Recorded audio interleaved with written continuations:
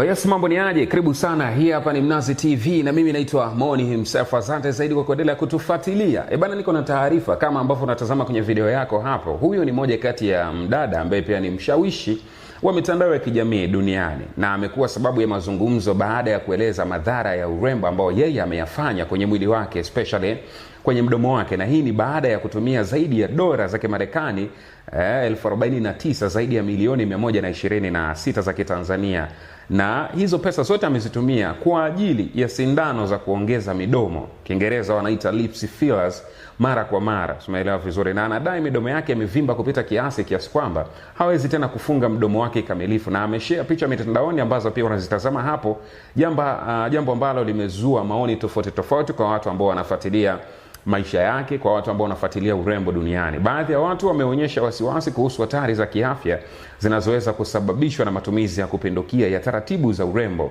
huku akisisitiza umuhimu wa ushauri wa kitaalam before kufanya hata hizo surgery.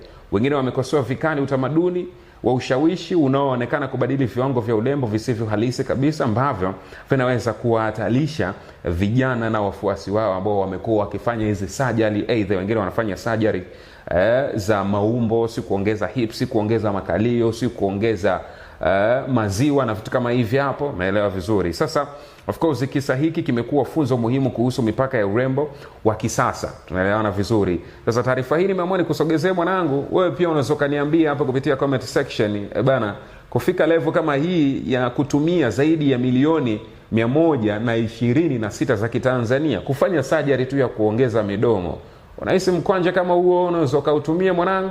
Au unahisi wewe mdada ambaye unatazama video hii unaweza kutumia zaidi ya milioni 100 za Kitanzania kutengeneza au kufanya surgery, sio kwenda Uturuki na nini, kwenda kuongeza mahali fulani au kupunguza sehemu fulani? Naomba nione comment yako hapo chini kwenye comment section. Endelea kubaki na Mnazi TV, kuwa sehemu pekee ambayo utapata taarifa mbalimbali za kiburudani, siasa, michezo na makala tofauti. Always don't forget to subscribe, like, comment and share to everybody. Mimi naitwa Moni himself.